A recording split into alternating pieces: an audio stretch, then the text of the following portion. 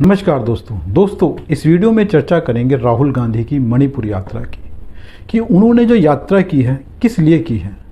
जो उन्होंने इतना बड़ा रिस्क उठाया है उस यात्रा के दौरान, अपने आप को खतरे में डाला, अपनी जान को खतरे में डाला, क्यों? और उस यात्रा के दौरान उन्होंने जो किया वो सही है या गलत? वो वहाँ पर मोहब्बत की दुकान खोलने गए जो उनकी पार्टी के शासन के दौरान नफरत से भरा हुआ प्रदेश बन गया।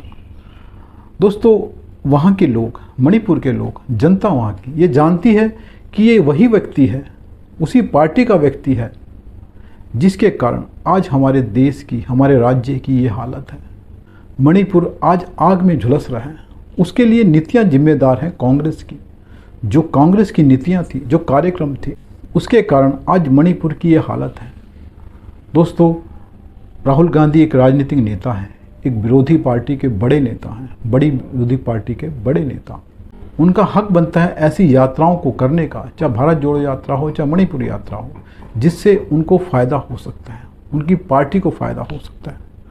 दोस्तों, कोई भी राजनीतिक नेता है, कोई भी विपक्षी दल का नेता है, जब वो सत्ता से बाहर होता है वो दिखाने की कोशिश करता है कि उसके पास सारी समस्याओं का हल है।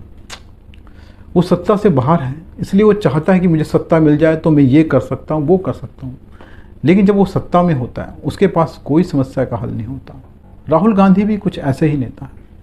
वो कहते हैं मणिपुर में मैं शांति लाना चाहता हूँ, मोहब्बत देना चाहता हूँ, मोहब्बत का संदेश देना चाहता हूँ। लेकिन दोस्तों, आप दूसरी तरफ देखो, राजस्थान में जहाँ लगातार बलात्कार की घटनाएँ आती हैं, वहाँ की जो कानून व्यवस्था है बहुत ही ज़्यादा नीचे गिर चुकी है। बलात्कार होना वहाँ बड़ी घटना नहीं है, छोटी घटना है, आम बात है, होती रहती है। अभी वहाँ पे एक दलित लड़की का पुलिस वालों ने गैंग रेप कर दिया, लेकिन वहाँ ना प्रियंका गांधी गई, ना राहुल गांधी गए, और भी कोई विपक्षी दल का नेता नहीं गया। लेकिन हाथरस में इनको जाना था क्योंकि वहाँ शोर मचाना था कि हमें आने से रोका जा रहा है। मणिपुर में भी यही शोर मचाया गया कि बीजेपी हमें आने नहीं दे रही है, राहुल गांधी की यात्रा को रोका जा रहा है। भाई, आप राजस्थान जाइए, वहाँ उस लड़की को इंसाफ दिलाइए, गहलोत को कहिए कि ये कर दे, वो कर दे। जहाँ आप कुछ नहीं कर सकते वहाँ आप यात्रा करते हैं। योगी को आप कुछ नहीं कह सकते थे, मणिपुर में भी आपके बस का कुछ नहीं है। लेकिन राजस्थान में आप बहुत कुछ कर सकते हैं, आपकी सरकार है। लेकिन वहाँ आप यात्रा नहीं करेंगे क्योंकि वहाँ आप कुछ कर ही नहीं सकते। आपके पास कोई विज़न नहीं है, कोई किसी समस्या का हल नहीं है। आपके पास सिर्फ शोर मचाने की ताकत है। आप शोर मचा रहे हैं, कभी यूपी में, कभी मणिपुर में, कभी महाराष्ट्र जाएंगे, जहाँ भी बीजेपी की सरकार होगी वहाँ हल्ला मचाएंगे। बंगाल आप नहीं जाएंगे जहाँ पर पंचायत चुनाव में इतनी हिंसा हो रही है, ऐसा लग रहा है कि चुनाव नहीं हो रहे हैं, कोई जंग हो रही है। वहाँ पर जो उम्मीदवार हैं उन्हें अपना पर्चा भरना मुश्किल हो रहा है, नॉमिनेशन नहीं कर पा रहे हैं। नॉमिनेशन कर रहे हैं तो भाग रहे हैं, छुप रहे हैं, कहीं कहीं भागते फिर रहे हैं कि कहीं उनकी जान को खतरा है, क्योंकि वहाँ चुनाव नहीं हो रहे हैं, वहाँ जंग हो रही है। पर वहाँ आप नहीं जाएंगे, आपके ही लोग मारे जा रहे हैं, उनको ही मार पड़ रही है, वो भी छुप रहे हैं। सीपीएम के भी लोग छुप रहे हैं। बीजेपी हल्ला मचा रही है, बीजेपी के लोग मारे जा रहे हैं, वो छुप रहे हैं। लेकिन सीपीएम वाले चुप हैं, वो भी कुछ नहीं बोलते, आप भी नहीं बोलते। आपको कहाँ जाना है? हाथरस जाना है। हाथरस में जाके, क्योंकि वहाँ पे किसी का रेप हो गया।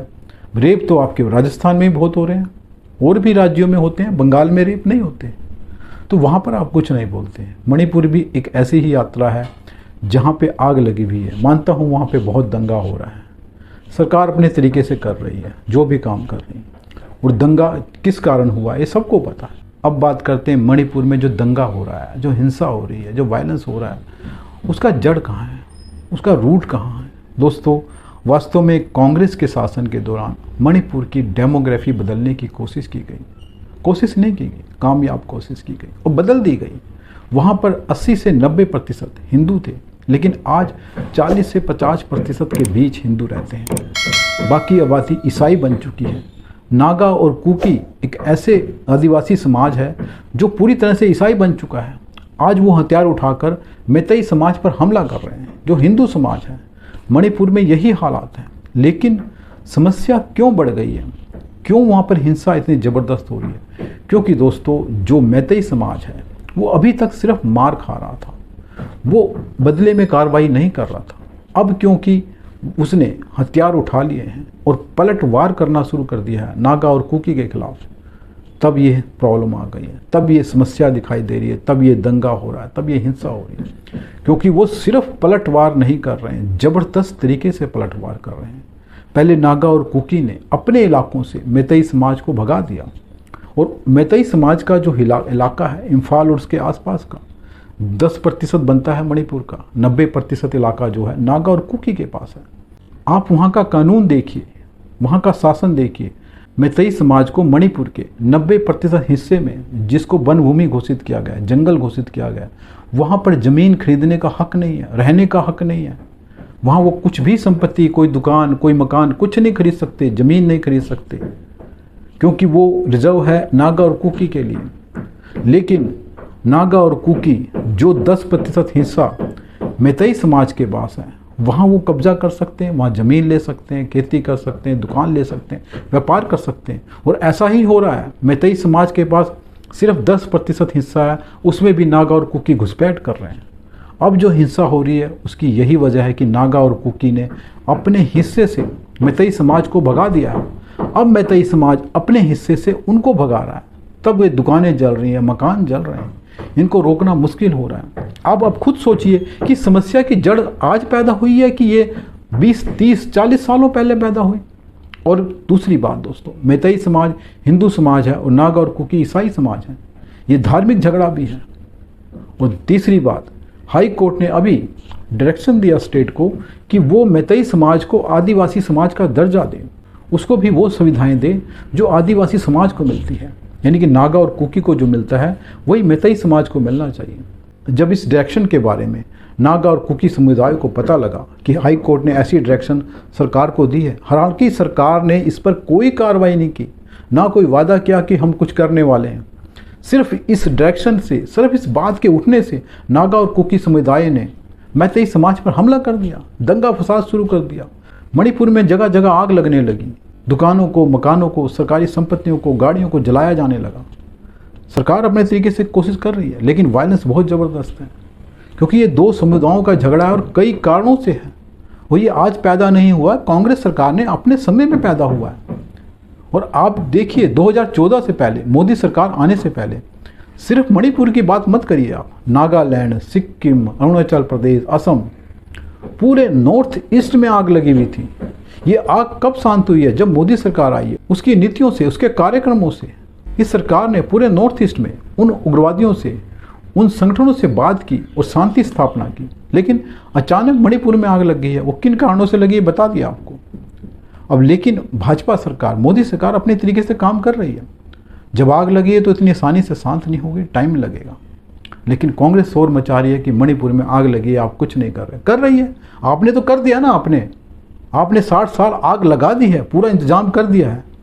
आग पहले की लग रही थी, अब अच्छा उसको बीजेपी ने शांत किया था, मोदी ने शांत किया था, लेकिन अब दोबारा लग गई है। उसको शांत करने की कोशिश की जा रही है। अब आप दोबारा फिर आग लगाने जा रहे हैं। दोस्तों, वास्तव में राहुल गांधी की मणिपुर यात्रा इसीलिए थी क्योंकि जो नागा और कुकी समुदाय है वो ईसाई बन चुका है, पूरी तरह से क्रिश्चियन हो चुका है, और उसको अब मैतेई समाज से मार पड़ रही है। मैतेई समाज को भी मार पड़ रही है, लेकिन नागा और कुकी को मार नहीं पड़ी, पहली बार पड़ रही है। इसलिए राहुल गांधी उनके पक्ष में जाकर खड़े हुए हैं। वो उनका समर्थन करना चाहते हैं, क्योंकि वो जानते हैं कि पूरे नॉर्थ ईस्ट में 80-90% आबादी क्रिश्चियंस बन चुकी है। अगर वो उनके साथ खड़े होते हैं तो सब जगह से उनको समर्थन मिलेगा। वो कांग्रेस दोबारा नॉर्थ ईस्ट में खड़ी हो सकती है, दोबारा फिर सब जगहों पे सत्ता में आ सकती है। तो राहुल गांधी अपनी जगह सही कर रहे हैं, क्योंकि वो राजनीतिक नेता हैं और एक पार्टी के नेता हैं। वो पार्टी को दोबारा सत्ता में लाना चाहते हैं, कांग्रेस को दोबारा खड़ा करना चाहते हैं। वो अपनी जगह सही कर रहे हैं, क्योंकि उनको मौका मिल गया है बीजेपी को वहाँ से हटाने का। वो ईसाइयों के समर्थन में खड़े होकर वो दिखाना चाहते हैं कि हम ही हैं जो आपके साथ खड़े हैं, ये बीजेपी आपके साथ नहीं। एक राजनीतिक नेता के तौर पर उनकी कोशिश अच्छी है। वो पार्टी को रिवाइवल चाहते हैं, कांग्रेस का रिवाइवल चाहते हैं, लेकिन देश के तौर पर सही नहीं है, क्योंकि मणिपुर में जो आग लगी है वो कांग्रेस की वजह से आज आग लगी हुई है। उसको बुझाना कांग्रेस के बस का नहीं है। कांग्रेस उसमें और भी तेल और घी डालकर उसको और भी भड़काएगी, उसको स्थायी बनाएगी, ताकि वो आग लगातार जलती रहे।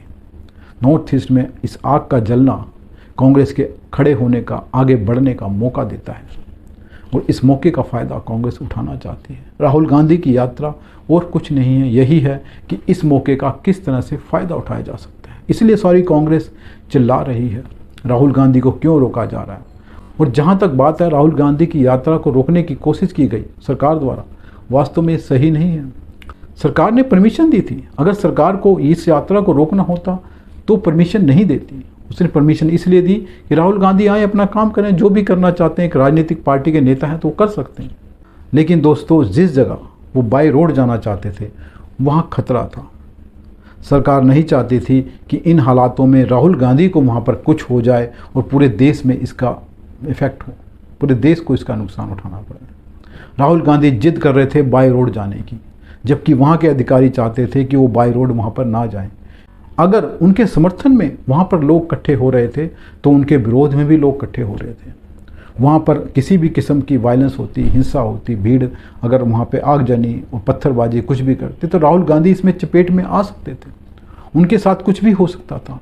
इसलिए सरकार ने रोकने की कोशिश करी और बाद में वो दूसरे दिन गए, हेलीकॉप्टर से ही गए, जबकि उन्हें पहले हेलीकॉप्टर दिया जा रहा था, कहा जा रहा था कि आप हेलीकॉप्टर से जाइए और जहाँ जाना चाहते जाइए, उनसे मिलिए जिनसे मिलना चाहते हैं, हमें कोई इतराज़ नहीं है।